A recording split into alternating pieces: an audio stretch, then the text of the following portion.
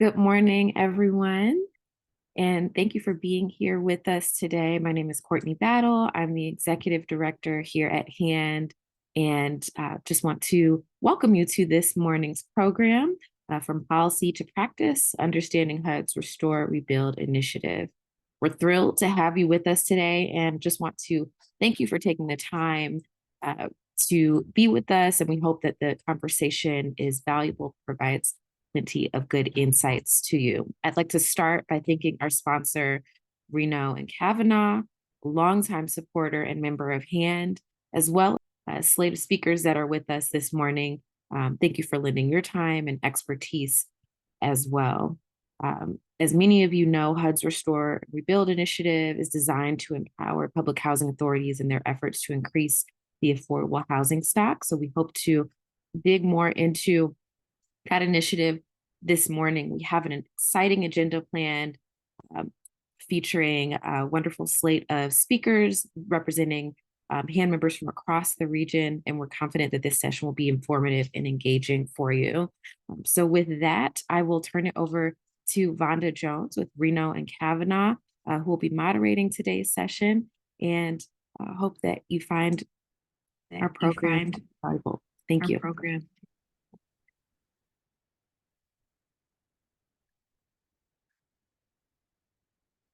Good morning, everyone.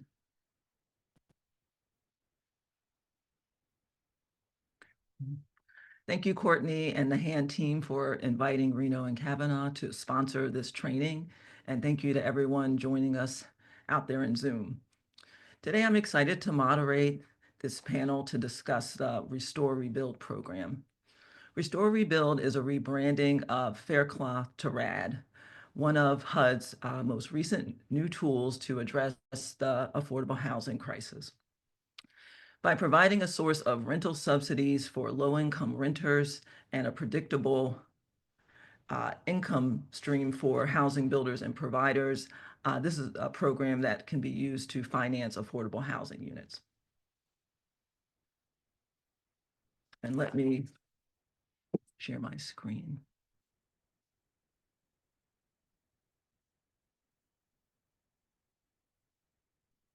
Okay.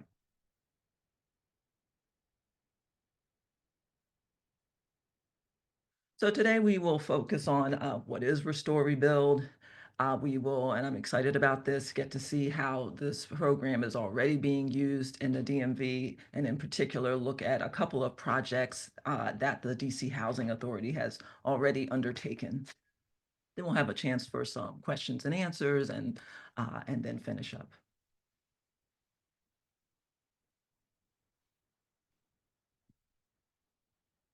So Restore Rebuild is a program that combines two existing HUD programs, the Mixed Finance Process and RAD. So it allows public housing authorities to create new public housing units and then convert those public housing units through the RAD process into a Section 8 housing assistance contract. That housing assistance contract is then attached to a rental housing project, which then provides monthly rental payments for a property to use to operate and finance the project. As I noted before, Restore Rebuild is a new name for a program that was previously called Faircloth-to-RAD. In some ways, the Faircloth-to-RAD name was more accurate in the sense that it uses a thing called the Faircloth limit to allow the public housing units to be built. But I think everyone would agree Restore Rebuild is probably a better name.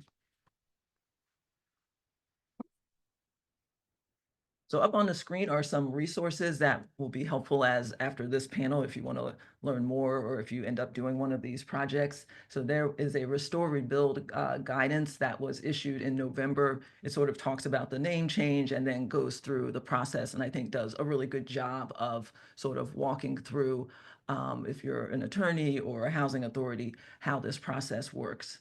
Next is a federal regulation that sort of cites to the authority to develop public housing units.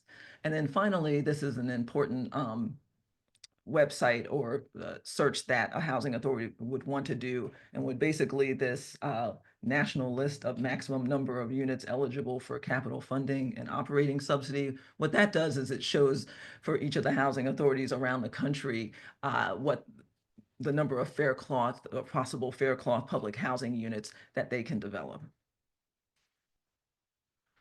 So what is Faircloth? Faircloth refers to the Faircloth Amendment, which was an amendment passed in 1998 that actually was meant to prevent housing authorities from developing new public housing units by stating that a public housing authority could no longer have more public housing units than it had as of October 1st, 1999. So over the years, as public housing authorities have used different programs like Hope 6, Mixed Finance, and somewhat more recently, RAD, to convert public housing properties to private ownership and to convert public housing subsidies to Section 8 contracts, that has reduced the number of public housing units that are under control by housing authorities.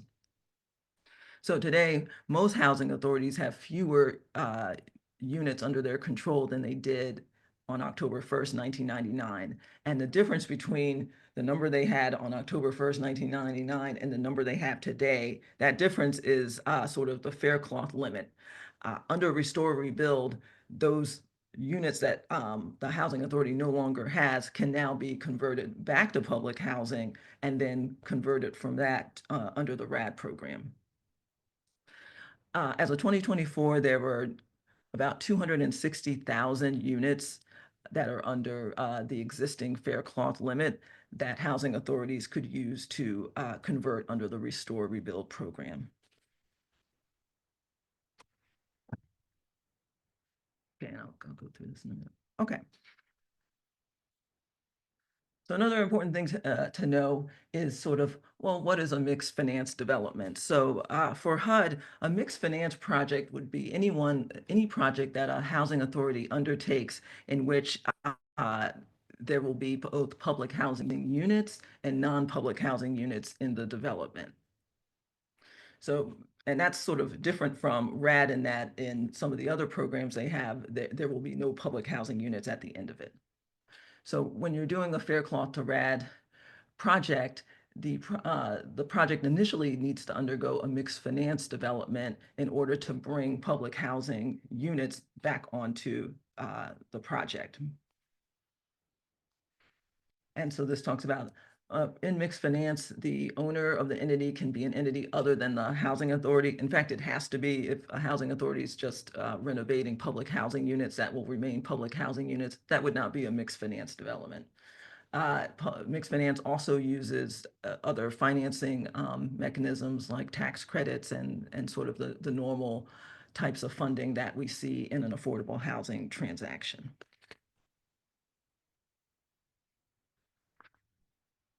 So go back.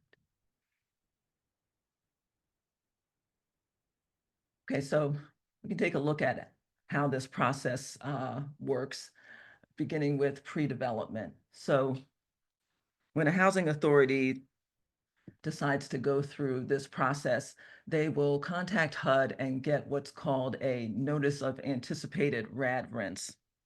So this is a document that will provide information on the rents that a project would be eligible to receive after the project actually converts under RAD. This also sort of creates a holding place for HUD where they sort of will set this project aside and know that in the future, the project will convert to RAD and sort of, sets that aside as a subsidy. In addition to getting the notice of anticipated RAD rents, there are other mechanisms for a housing authority to make sure that the rents it receives will be sufficient to support a development. We will, as we get into some of the projects, discuss with the DC Housing Authority how it uses its moving to work authority to increase the rents that it would receive under the notice of anticipated RAD rents. So that's the first step. Once that happens, then the developer and the housing authority will have a preliminary conversion call with HUD. And that sort of sets up a timeline for closing and sort of gets everybody on the same page about what will be necessary to get to closing. After that, the project sort of it follows a similar path as a mixed finance project would. So if you see for number 4, next, the Housing Authority, oftentimes with the help of a development partner, will submit a mixed finance development proposal and calculator, which describes the project and the underwriting and gives a lot of information for HUD to then review. Once that's approved, or while that's being approved, the project will then submit a legal package that also needs to be reviewed by HUD. So that's sort of the standard process with mixed finance. Then to get to closing, the project will be ready to close when 2 things happen. When HUD both issues a letter approving the mixed finance project, and if you see here, number 6, a RAD conversion conditional approval, which also says, in tandem, we are both approving this project as a mixed finance project that can close, and we're also giving you conditional approval to do a RAD conversion when the construction period ends.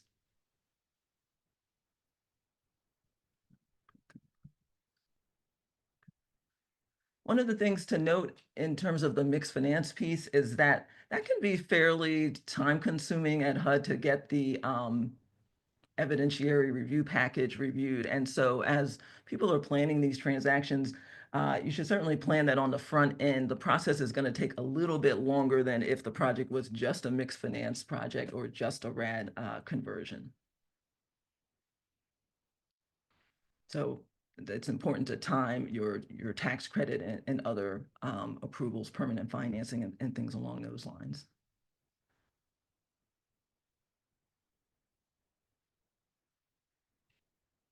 Then when the project's ready to move forward, there will be a mixed finance construction closing. The project will ideally go along and construction will take place without a lot of issues.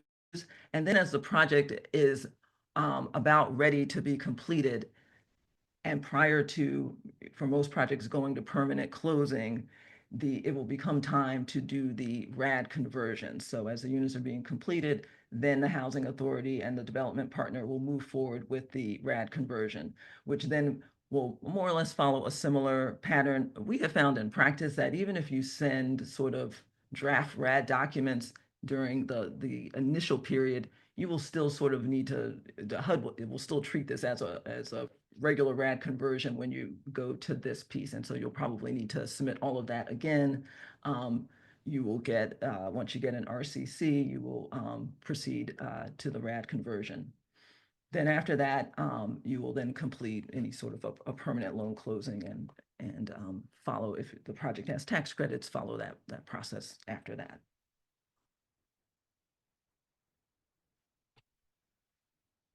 And oftentimes, as we know, when we go to permanent closing, one of the things that the permanent lender wants to see is that you have that the HAP contract. So that will be the outcome of completing the RAD submission, that you'll have the HAP contract.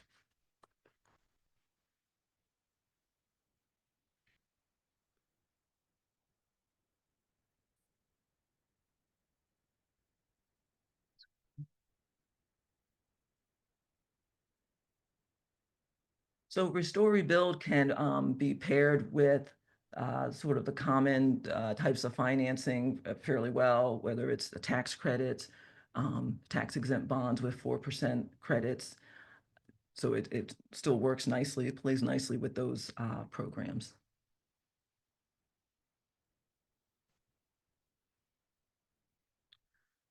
This is just talking a little bit about when a housing authority does these projects. The housing authority is going to be the party that's going to interface with HUD, is going to lead resident meetings and make sure that notices go out for relocation and to let residents know.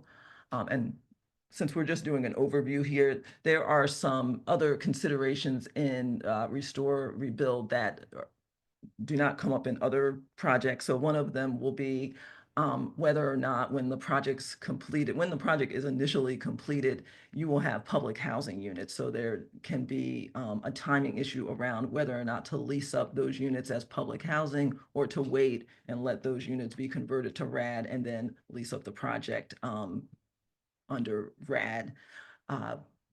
If you do that, then it's sort of one process. If you start off as public housing, it may be a two-step process for those tenants. So that's part of what the Housing Authority will do in their planning. Your development partner will help you with the underwriting, the budget, the vendors, and provide guarantees as they would normally do in a real estate transaction like this.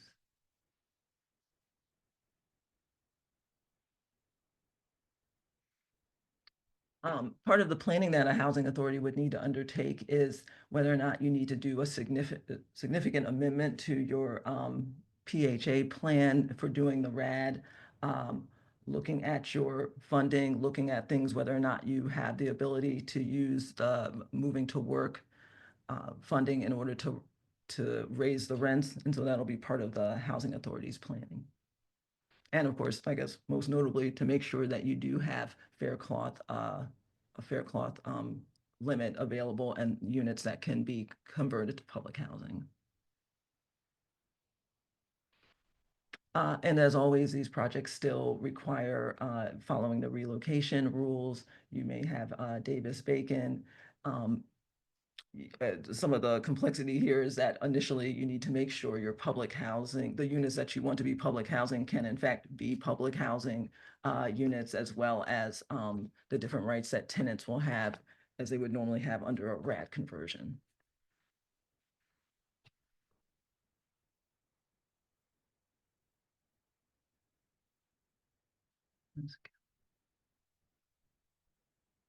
Okay, as a way of starting to sort of illustrate these projects, I'm going to invite Andre to talk about the DC Housing Authority and two of the projects it has already undertaken using these programs.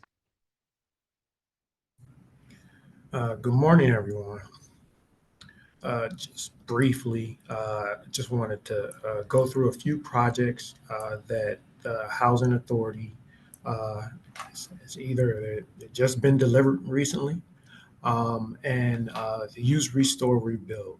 DCHA used Restore Rebuild as a tool to help kickstart some long-standing planning projects that had been in the planning stages since 2011 or before. The three projects that we'll highlight today had went through various stages of HUD approval for demolition and disposition. Residents had been moved and sites had been prepped and ready for redevelopment. The first project, Kenilworth, is a three-phase project. The first phase in green has been delivered. Next slide. It's a total of 166 units. There were 118 total replacement units. Of those units, 101 were converted to RAD through the Restore Rebuild program in December of 2024. It was a mix of properties. There's a multifamily building, 55 and older senior preference building, as well as a mix of stacked flat and townhouse apartment units. Next slide. And then I'm Andre, sorry. so for Kenilworth, when this project was closed in 2021, were you planning to do a Restore Rebuild, or was this project just closed as a mixed finance We planned, transaction? and it's funny you asked that question. This project was one of the first handful of projects that closed under the Restore Rebuild program. And it was a great tool for us to actually provide some subsidy to this long-standing planning project so that they could move forward. And then you talked about you had 118 replacement units, or I guess, did you have, when you did the RAD conversion of 101 units in 2024, was that you had 101 public housing units at the time you closed in 2021? Yes, that's correct. There were a total of 101 public housing units we chose to actually begin to lease up under public housing rules. Prior to conversion, the building was starting to be delivered in September and August, and then we finally converted the property in December.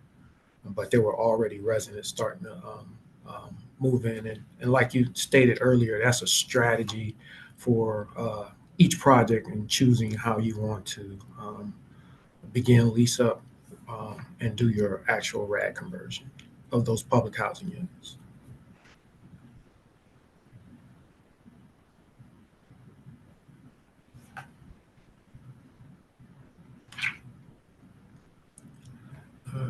Next project closed soon after the Kenilworth project. It was a Park Morton again. It was uh, a project that hadn't been in planning. It was a new communities project. The district government had put many resources into this project to help it be redeveloped. And the first phase was a 142 unit building in the red um, that is currently under construction, expected to be delivered next month. Uh,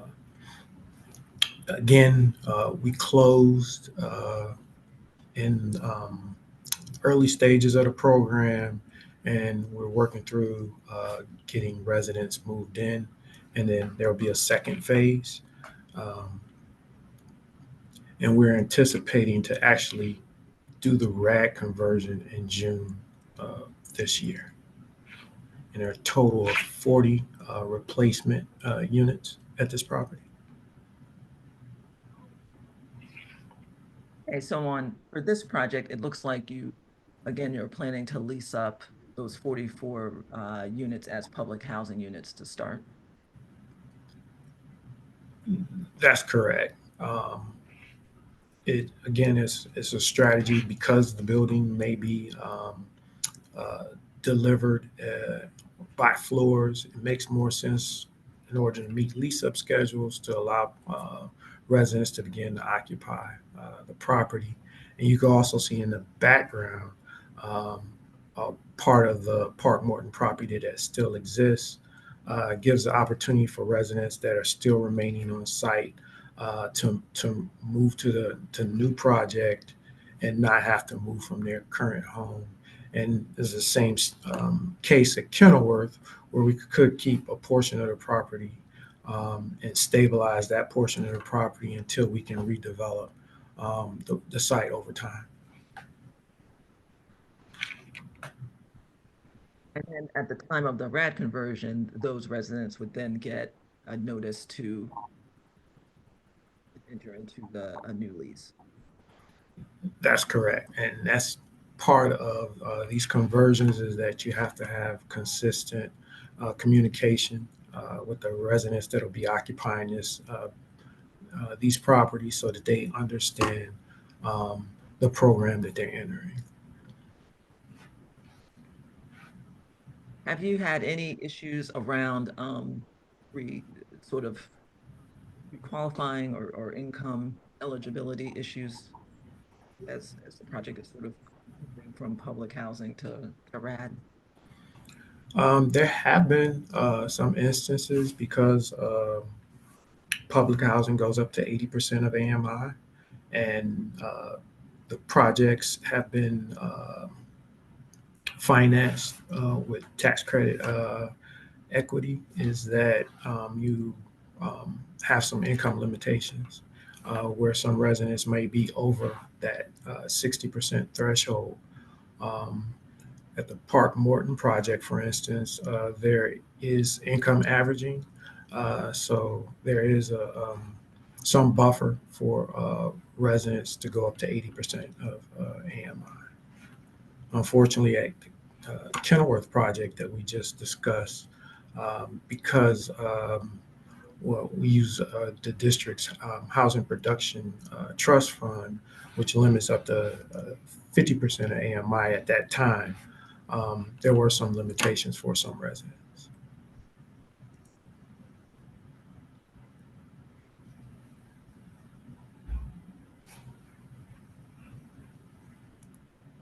Okay, so now I want to invite Maya to also join, because for Berry Farms, this is a project that also Rena was involved with. This project has closed 2 phases, both using the Faircloth-to-RAD process. And the first phase has also now undergone a RAD conversion. Hi, good morning, everyone. Maia Shinklin Roberts, VP of Development for Preservation of Affordable Housing. We are managing the redevelopment of the Berry Farm site. This will eventually become 900 units of affordable housing, not between 900 to 1,000 units of affordable housing. And we are utilizing the restore rebuild on all of our multifamily projects, or I guess all of our rental projects on the site. And so there will be kind of, you're looking at the screen, 7 different, 1, 2, 3, 4, 5, 6. You think I would know this offhand, but I don't. But 7 different rental phases, and all of them for each one of the replacement units. Each one of them have replacement units. So in total, there will be 380 replacement units. And for these projects, all of the PBVs that we're getting for the site will be through this restore rebuild. We can move to the next slide. So the first phase of this project, so the first phase of the project was the Asbury. This is 108 units, 77 replacement units, and 44 of those units were PBVs that we underwent the Faircloth-to-RAD restore rebuild process. The total development cost here was about $64 million. And I think for this project, this was, essential that we had these PBVs through this project. Otherwise, I don't know how we would have done it. So I don't know if there's any specific questions other than just giving the big overview. I know we'll go into the panel discussion a bit later.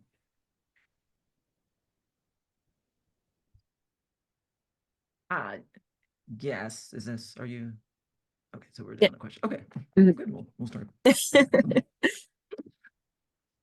yeah, so we'll start some questions and leave this up here for now. Yeah, sure. Or maybe I'll go back. So Andre, so in terms of the questions, I guess I'll go back to Andre, and then I do want to bring Eric in as well. So Andre, you talked a little bit about that for Kenilworth and Park Morton, and maybe to a certain extent Berry Farms, that the restore rebuild was an important tool in you being able to move these deals forward.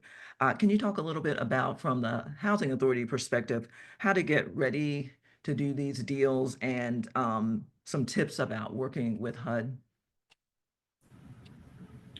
I think you alluded to it earlier. I think the biggest piece is playing early, and having a good partner that has a vision, is willing to work with you as far as working with your residents to plan and prepare them for these redevelopments, and keeping everybody patient. In the case of all the projects that we have as an example, they're multi-phase projects, and it's taken time to get them started. However, they're being delivered, and keeping everyone patient and delivering the product and unit sizes that they're waiting to come back to be a part of. And then also maybe just to back up, and in terms of how this works, why did you need to do the mixed finance to bring public housing sites onto these properties? Like, for instance, on for the Ashbury and Berry Farms, maybe you could talk about what was happening with Berry Farms, or a little bit of background about why you needed to bring public housing units onto a project where someone was, oh, well, wasn't there already public housing? Um, that's a good point. We had already gone through a demolition and disposition process, uh, which means we removed all of the public housing. Uh, Residents, in many cases, have been moved off site. They may have their own tenant protection voucher, but there was no way to provide subsidy to the new units that were being built. Restore Rebuild gave us an avenue to provide project-based subsidy to these new replacement units. And then, as I talked about a little bit before, that sometimes the rents that the project is eligible for when you get the notice of anticipated RAD rents, uh, based on the jurisdiction and otherwise how the project's being financed, those rents may not be high enough to support the development, to provide enough money to pay the senior mortgage and other financing. So can you talk about how you used the Housing Authority's Moving to Work authority to increase those rents and how you did that? Sure. In the case of projects that we're talking about today, we were able to get through HUD subsidy about 50% of the rent that will get you up to a fair market level. DCHA, through its MTW authority, was able to augment those rents to bring them up to a fair market level. And there's an OCAF increase, which there's annual increases, so that we can keep the rents at that fair market level yearly, year to year.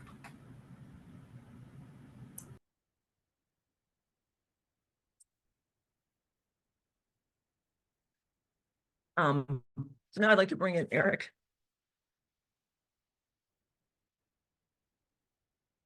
I'm here. So maybe you could talk a little bit. I know that you said you recently took over at the Alexandria Redevelopment and Housing Authority, and if you sort of wanted to talk a little bit about what you're doing there and whether or not you see Restore Rebuild as being a part of your tools there going forward. Thank you, Vonda. Just quickly, my name is Eric Johnson. I am the somewhat recent head of the Alexandria Redevelopment and Housing Authority. And as I was preparing for this, I was trying to figure out AHA took kind of the road less traveled. So meaning that we're an example of, what happens if you choose not to do kind of the restore, rebuild, option as you think about a development and kind of the reasons why. So just as DC and some of the stuff that's happening with POA are doing stuff on the other side of the water, we're getting ready to close on a total 520 unit, 2-phase redevelopment on public housing sites that have gone through the Section 18 demo dispo process. And our challenge was we couldn't figure out how to navigate the Faircloth-RAD process by trying to align all the other things that are part of a mixed finance project. So I guess the cautionary tale is that these tools are really helpful, and then they also help fill in the gaps, but you have to have a development partner who is willing to go through the brain damage associated with trying to figure it out concurrently with navigating your LIHTC, bond, debt, other zoning entitlements, all to try and deliver a product at a certain period of time that at this time was also interrupted by COVID and rapid market conditions. So I think that the Faircloth-RAD process is something that will continue for some of our newer developments that were in process. But I think as both Mia and Andre pointed out, that it requires kind of a dedicated approach to the process and understanding what the trade-offs and costs are that that come with putting them in place, and also that there's a time factor for your partners. The only thing that I did want to point out is that under the new, regulations, which is great, they are allowing some of the flexibility for non-MTWs to play into the restore rebuild conversions, particularly in terms of using some of your HCV reserves to bolster rents, which is now considered part of a best practice. So if you're looking at this and you're not in areas where your subsidies, your HAP subsidies are close to market or at that 110% FMR rate, if you have the ability in your HCV program, you can't use that to augment your rents, even if you're a non-MTW authority. Which is a new thing Thank you. under the last, that's new, but it is important that you can do that because not every place has rents that are going to be able to support the debt as you integrated to make the projects work. So that is a new tool, and I think that HUD is doing a great job in trying to extend some of the MTW flexibilities to non-MTW authorities to make these, complicated mixed finance-ish transactions work. Yeah, no, thank you. That's a really good point. And as we sort of showed in the slide deck, that in the restore rebuild guidance, it does talk about a couple of scenarios in which ways in which the rents can be increased if for a non-moving to work housing authority. So we're planning on using the authority. Actually, you can do it for acquisitions now. So we're actually thinking about using the authority for an acquisition where we're using the Faircloth vouchers as a way to, which is allowable now, to backstop some of the financing as we do an acquisition. And an acquisition of existing assets is becoming best practice amongst lots of PHAs, as the cost to build new is expensive and there are distressed or naturally occurring affordable housing developments on the market in certain places. And that can be a tool to, accelerate, a reclaiming of your authority and support your financing tools. That's also another good point. And then this is related to, we have I saw here two questions from the audience. So I guess I'll ask you, Eric, although the question was related to DC. Do you know what your Faircloth, how many Faircloth units you can create, or what that is for Alexandria? I have a general idea, so I think we have 140 that are floating around. But I think that's the number. But depending upon where you are in your market, it's almost like your HAP, right? Our vouchers are probably worth like 82 cents on the dollar now. So if you're in a high cost market, you can't really factor in to say that your Faircloth or your voucher authority is really one for one, right? It's a subset of that. So you might have 142, but that's not really 142. And then also to go back to on these, I'm not sure if Andre would acquisition agree with or that, but doing I think it's kind of the same factor in terms of a dollar is not really a dollar when you're looking at what actually will capture in terms of rent going forward.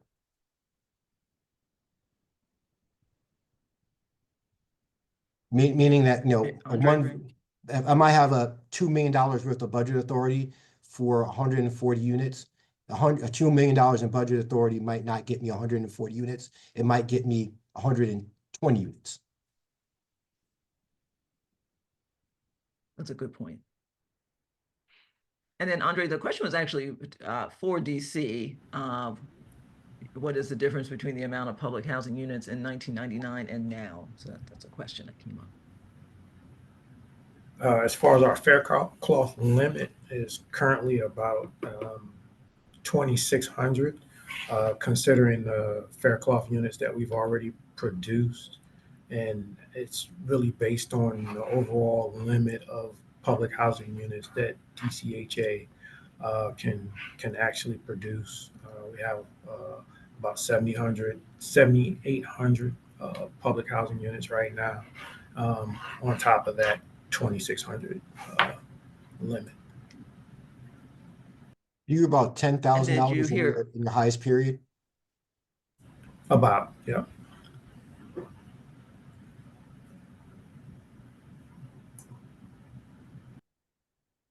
And did you agree with Eric that having that number doesn't necessarily convert in one-to-one in terms of units that will ultimately be produced? Yeah, that's actually a separate discussion when you talk about the actual what your authority, voucher authority is, and based on the actual subsidy you receive. It's not one for one, so you have to do that in math. And as far as when you're planning to augment rents as well, because you know you're not going to get that full subsidy for that voucher, and then you have to be able to plan for what your future voucher authority is going to be so that you can augment those rents um, for those future projects. So it's a balancing act. Now, and I would say, Vonda, not that we're having a broader discussion. I think all PHAs right now have a certain level of uncertainty in terms of what their future voucher authority limits will be based upon changes in policy. Right, absolutely. I know we're finding even sort of finding these documents on HUD's website right now is a little bit challenging. Then Andre had another question. What are the restrictions around move to work? Is the moving to work available for senior units? And maybe, and this is also for Maia, I know the Asbury is a senior building, so maybe you can talk a little bit about, you know, how using this program worked with that, or did it work, or made it harder? Well, I mean, I can start. I mean, I think, again, this program was necessary to make this project financially feasible. And we have a senior preference. So we have a 55 and older senior preference at the site. So it's not restricted. And so from that standpoint, you know, we didn't have any hurdles with using the Faircloth-to-RAD program with respect to that Asbury. But, you know, our goal here was to create a senior building, but, you know, there's other HUD restrictions that prevent that from happening, which has nothing to do with the Faircloth-to-RAD or restore rebuild. So I would say that, you know, from our perspective as developer, ease of execution, we weren't, you know, gratefully we had a great partner, Andre, in the Housing Authority that really shepherded the process. And so for us, it was just like, you know, making sure we hit those milestones and providing the documentation needed to submit the mixed finance proposal timely. And then I think there was a bit of educating not only residents, but our lenders and investors so that they understood when we would get the necessary documents, you know, for any LIHTC transaction, you want to know that you have the HAP contract at closing. That's typically your requirement. But here, because it's this interim closing where you do the RAD conversion post completion, you know, of course, all of our documents have all those, you know, requirements like must have HAP contract by X date. So I think that was the only thing, I think, just like collective education on the process that I wouldn't say it was challenging, but it was just like another to do with respect to this process, as well as just, you know, putting it in the project budget. I don't think that we really understood that there would, you know, that there would be this kind of interim closing. So there's like construction closing and perp conversion, but there's this RAD conversion that also requires, you know, due diligence review, legal is involved.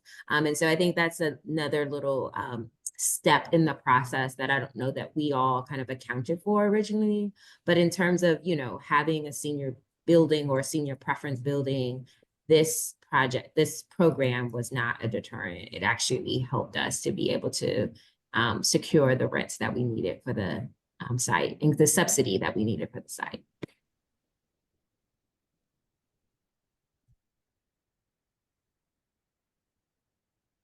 And then, Andre, did you have any thoughts around using moving to work for senior units? No, it's just additional planning as far as a public housing authority, making sure that you have, in your annual plan approvals for senior designations, and making sure that you include those upcoming projects that will have those um, uh, designations as well. Right, so Yeah, that's part of the pre for the housing authority is to make sure that your plans for these redevelopments are a part of your annual plans. And then if not, that would be the need to do the significant amendment. Which could take additional time. So like you said, you need a plan accordingly. either way. Either way, because, the plans themselves and the amendments are not automatically approved.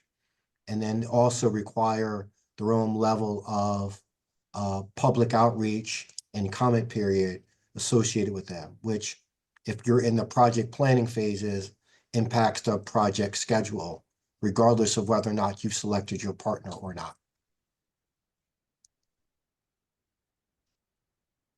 Ms. Roberts, I did have a question for that additional time. If you were going to put a percentage on, and I'm sorry, Vonda, if you're going to put a percentage in terms of what that would means in terms of your development budget, is that a 2% increase in cost, a 1% increase in cost, or is it more time?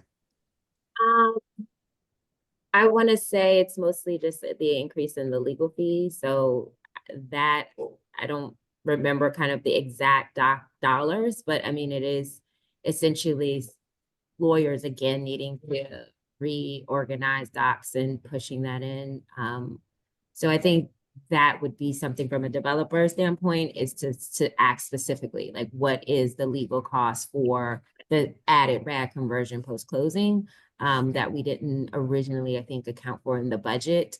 But relative to project size, I think that may be, what was that? Maybe like 75,000, right? Like just to try and give like a number Yeah. from like both sides. And so I think that was an added cost, but in terms of time, because you're in lease up, we're all still working on the project actively. So it wasn't like another like stop and start. It was just the added time or execution of the RAD conversion, which and for the most part, you've already put together all of the documents because you've done the mixed finance submission, you've worked through that already. So it's just this like one little added layer. I would agree with Maya that I do think the RAD conversion process ends up, despite I think trying to plan on the front end, it can end up being a little bit more time consuming and then therefore a little bit more expensive than I think people would expect.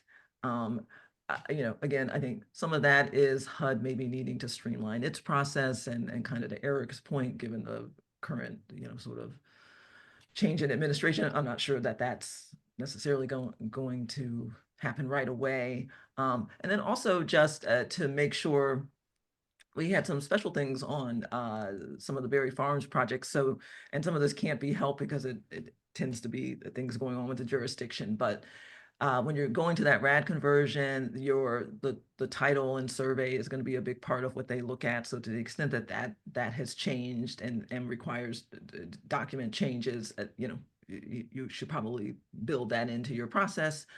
So if it's the same, that's great. If you've had to make some changes as part of, utilities and other sort of land use situations, then that can kind of hold up the conversion.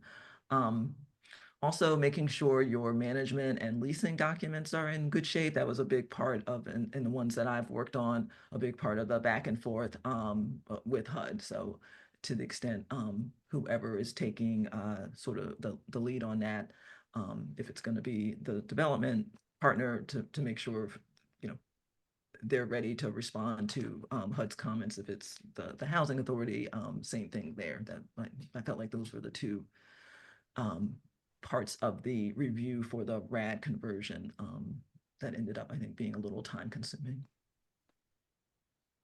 Oh, and then Eric, I wanted to get back to you because I thought you raised an interesting point about using this for acquisition, because then this brings into the idea of making sure that the units comply with public housing requirements, and to maybe ask you about how you're looking at that in terms of Yeah, projects that you're selecting that where authorities it going out is. I to mean, acquire a building that would have public housing.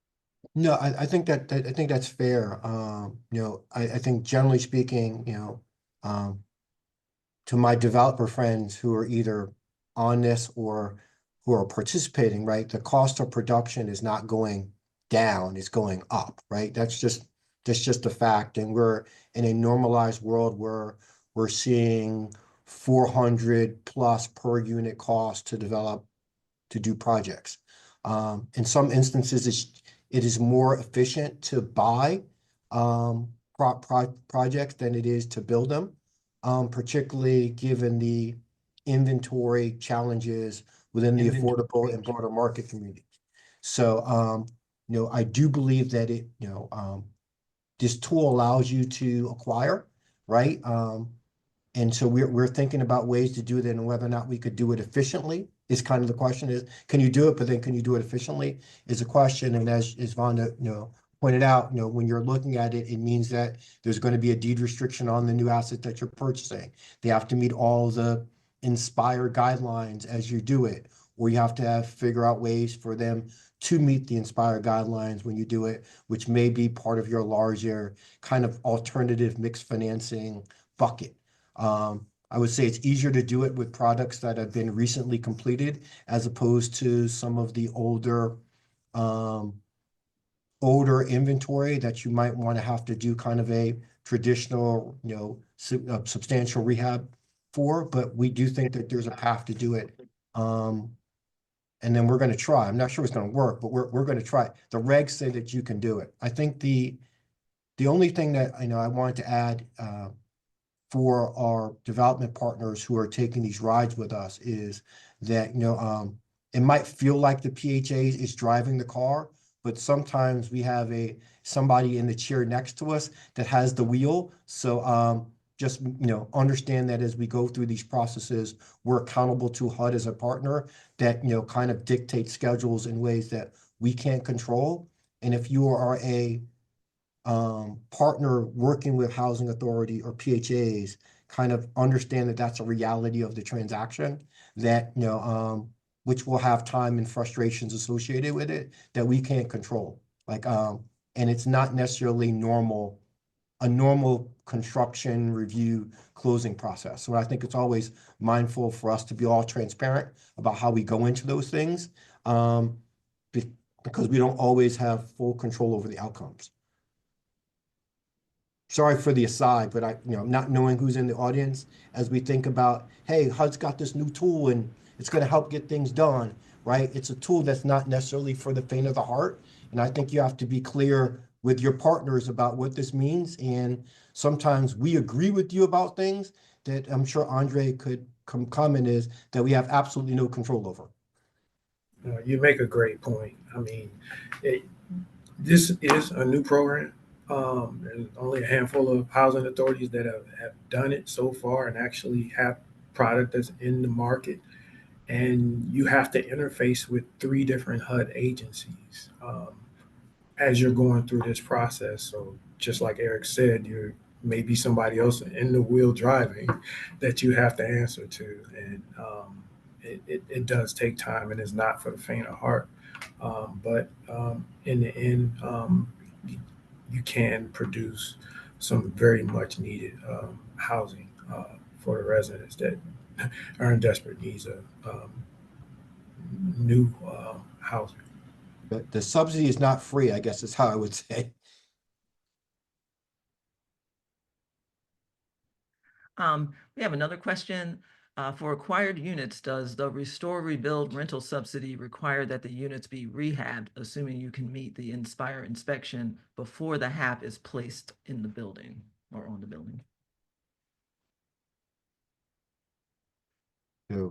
So wanna I make think sure maybe I'm saying this. Andre or The Maya. question is whether or not the units have to meet the Inspire or React Inspire standards in advance of closing. I want to make sure I'm following the question. in advance of the RAD conversion part.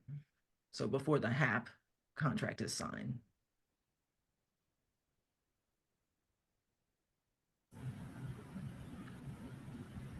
Right. So in order for the HAP to be effective, the units have to pass the inspection. Right. I think the answer is yes. Mhm. Right? Because the HAP conversion and subsidy doesn't come in until the end, until after all the other financing is completed. So you would have to meet the inspection requirements in order to execute the HAP. So your financing might be done, but your HAP might not be in place until the inspections are completed.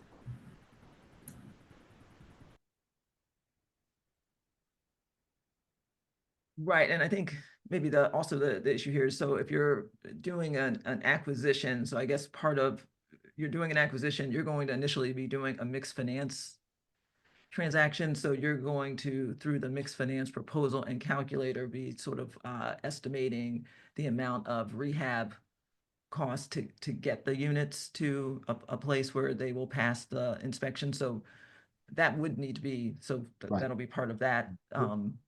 But if you're buying Closing, right, if you're buying a newer asset that would, generally speaking, meet the criteria, then your rehab allocation or allowance would be less, right, in order to meet that.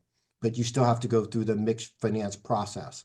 But the HAP would not be in place until all the, preconditions had been met. That's right. And then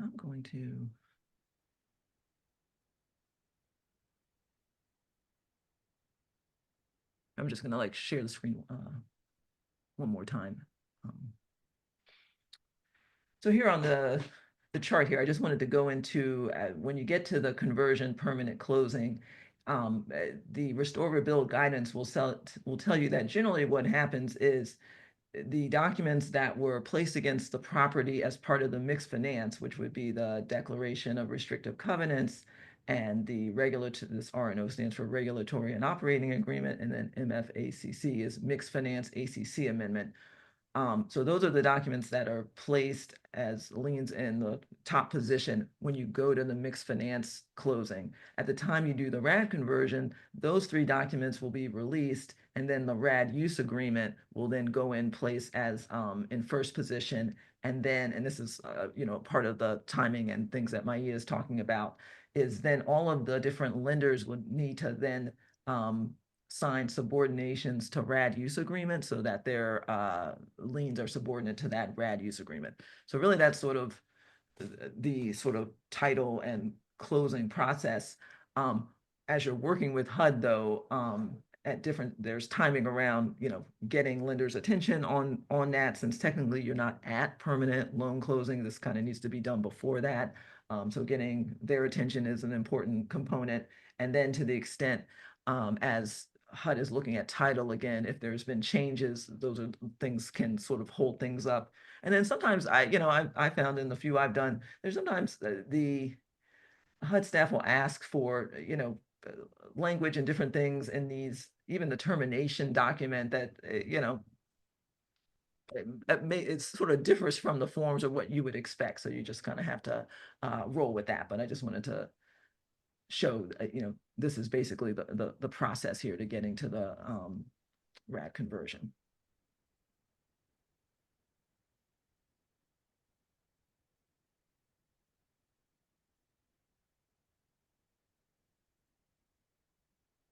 Okay, well, looks like we kind of got through some of this fairly quickly. I don't know if people have any additional thoughts that they want to have, or if there's more questions from the audience.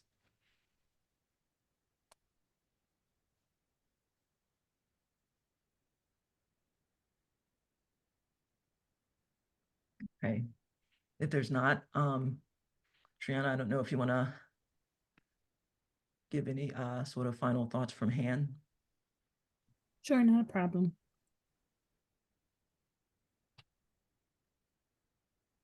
And then also, will the PowerPoint, is that available to people who are participating?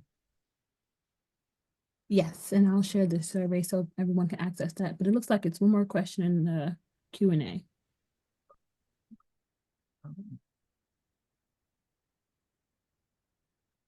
Are you at liberty to share the names of the development partners? Well, one of them is here from POA. So she's POA is the development partner for the DC Housing Authority on the Berry Farms transaction. And then I think, here, I'm going to share the screen again. Marie, do you want to talk about POA? I think you Then I guys think- are really impressive, but you didn't really give the POA pitch. No, I didn't. So POA is a national nonprofit developer based in Boston. We own, operate, develop over 13,000 units. We are committed to the preservation of affordable housing. I manage our Mid-Atlantic DC office. We've been in the district, or in the DMV rather. We have properties here in DC and in Maryland since about 2009. So Berry Farm is kind of our biggest project in this area, but we've done a number of large scale redevelopments in Chicago, currently working on one in Miami and in St. Louis as well. But again, we've been around for some time. I'm very committed to the mission of preserving affordable housing, as it says in our name. And just happy to be in this ecosystem of wonderful people trying to figure out how to do these deals and build sustainable and resilient housing. You know, who are you working with somebody else on Berry Farms? Is that No, so we are at this time, we're the sole developer doing managing the project. So doing both infrastructure and vertical construction. There was a development partner kind of at the onset, but has they exited the partnership or the joint venture. So we are the sole developer on the site.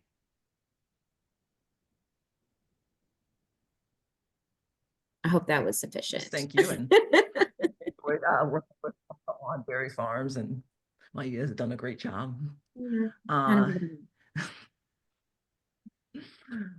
addition to that, I know Andre on Kenilworth, I think you're working with Michael's Development Company and the Warrington Group on the phase 1 of that project. And we'll be working with new partners on phase 2 and 3. For Park Morton, our partners are the community builders and Dante's partners.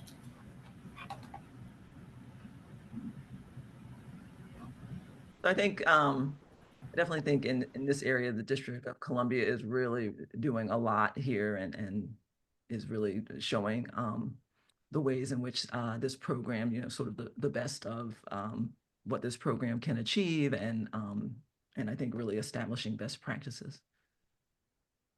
Oh, okay. We have another question. So I'm happy that we're getting some questions from the audience. Can you give a rough estimate on timing from start to finish? How long do these projects typically take? That's a loaded question. Yeah, that is a loaded. So I mean, I think So Maya really drives these. so I think it's when we talk about start, we can conceive projects. So I think, for example, with the Berry Farm project, that was conceived, the master plan for that was conceived sometime in 2013, 2014, right? So these are years in the making of thinking through what a project could look like. But let's kind of narrow in on kind of typical development timeline. I always say that there's probably 2 years before a shovel hits the dirt, right? And so in that 2 years, you're planning, going through developing your architectural plans. And then there is kind of this critical, let's say 6 months, 9 months when you're working through and actively working towards closing. And in that time, you're submitting your mixed finance documents, you're working with all your financing partners to, get through all of the necessary approvals to close on your financing. So I think that's like a kind of the 9 months of that 2 years. And then once you close, your construction period is about 2 years. So for the Asbury, we closed in August of 2022. We finished and reached substantial completion by September of 2024. And that is even with some delays with switch gears and all the things which are, COVID, all COVID related. So, it's about 2-year process for like a new construction project. Then we closed September. We completed our RAD conversion in October. So that was just kind of a 30-day process of finalizing, going through the RAD conversion. We got the HAP. And so now we're actively in lease up and working towards conversion. So yeah, I would say there's 2 years of planning, going through all the different approvals, and then, another 2 years to actually construct the project. So, 4 years.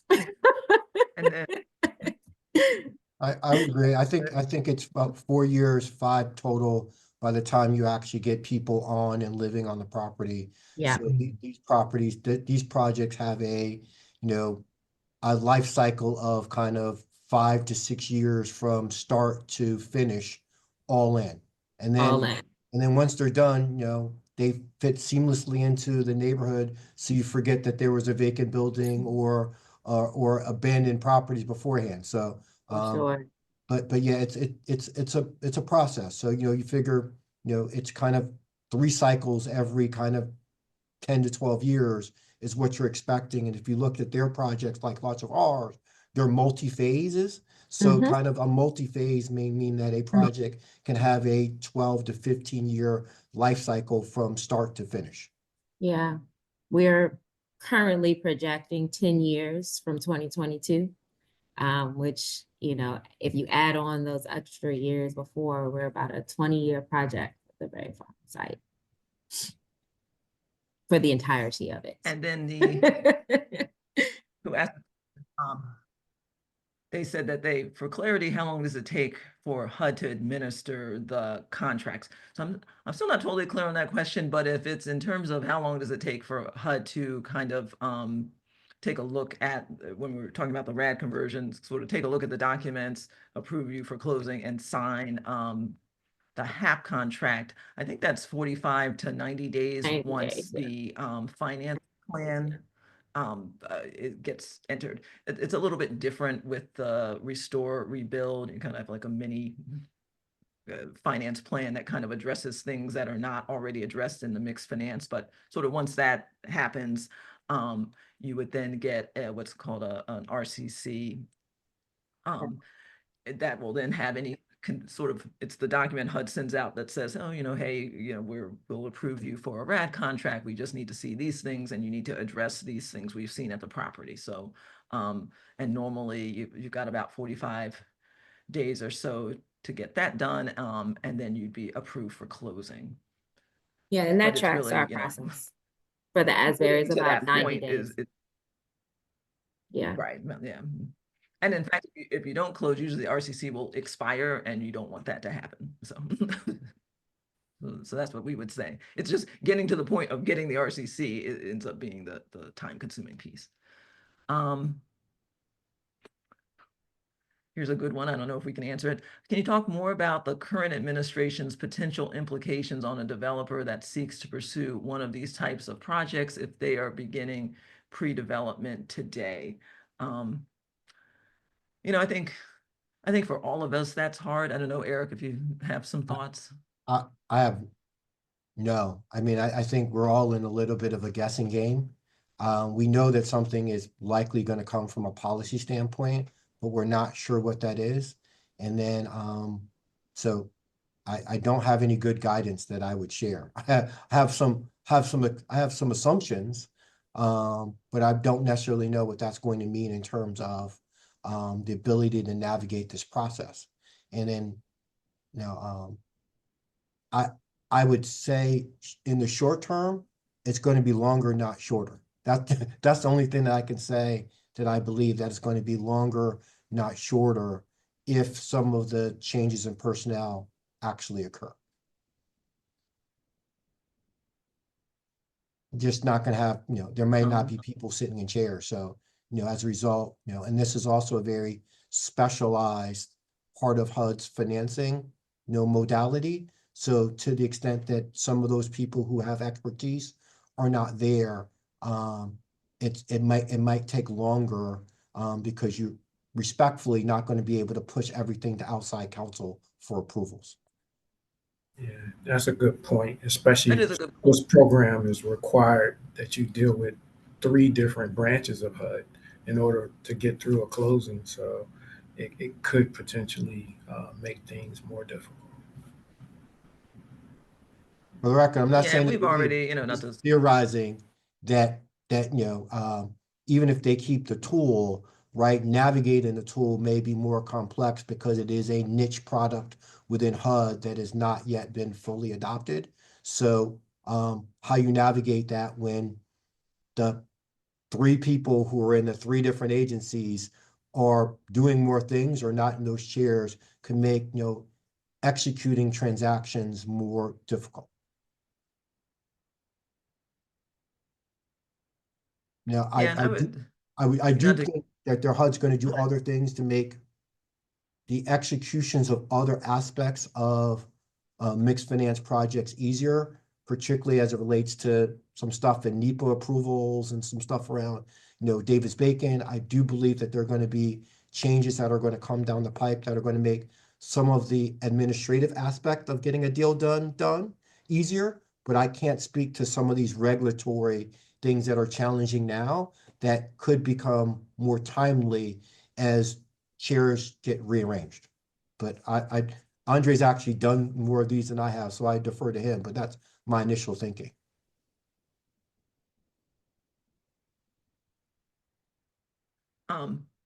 yeah, and I think I would agree with that. And then I guess we'll get more information as the budget process continues. I think we do know, you know, for those of us who do this work, there have been some fairly, you know, high level HUD people who weren't, you know, and people can sort of agree or disagree or have different opinions, but the coming back into the office was they didn't live in this area anymore. They were getting close to retirement anyway and have left. So I think that there is already been a loss of expertise with the change in the administration. But I think kind of to Eric's points, I think in some cases there may be some easing of some regulations that maybe had good intentions, but were sort of difficult. So that could help. But then there's also been a loss of some of the experienced personnel. This question, next one for Andre. Have any of the entities completed a dual RAD and Faircloth-to-RAD submission process?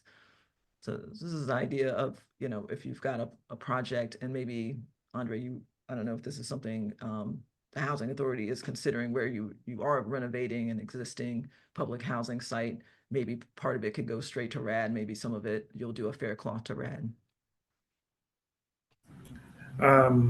Currently, there's no projects that we're envisioning using that yet, but that option is open. Every tool is available. I can definitely see it in some instances where Eric's talking about doing projects where he's doing the acquisition. There may be a portion of the project where there's a new construction, as well as that restore, rebuild project basing of the existing acquisition. So definitely get the wheels turning, but there's currently nothing in the pipeline that fits that mold.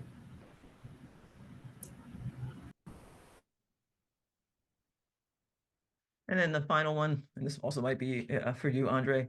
Say an owner developer owns a recently developed LIHTC building that does not have rental subsidy, but can meet an Inspire inspection. Can that owner work with a PHA to place a HAP through Restore Rebuild without a mixed finance rehab project?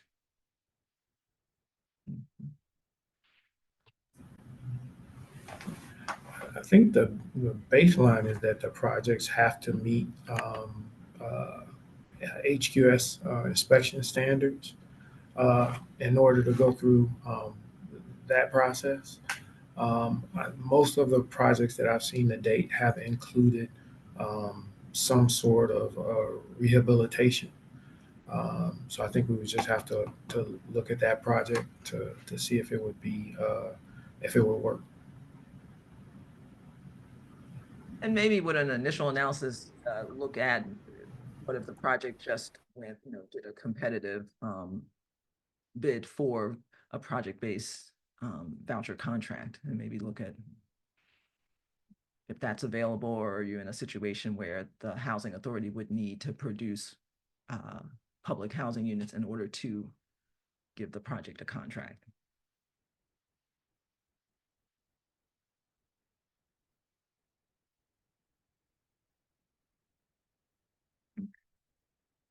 So I'm not sure if there's any more questions from the audience. These have been really good questions, and so we appreciate that.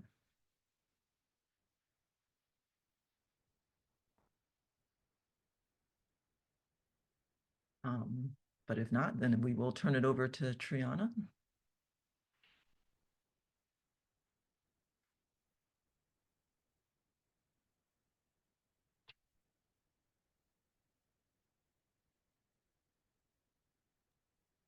Good morning, everyone. My name is Tiana Overton, and I am the Membership Operations Director here at HAND. I want to conclude today's session by thanking our panelists and our moderator, Vonda, and our program sponsor, Reno and Kavanaugh. Also want to thank you all for attending today's program. If you're interested in reviewing today's slides or the recording from today's session, you can do so by completing the brief survey. You can access that survey by using the QR code on your screen or the link that I just dropped in the chat.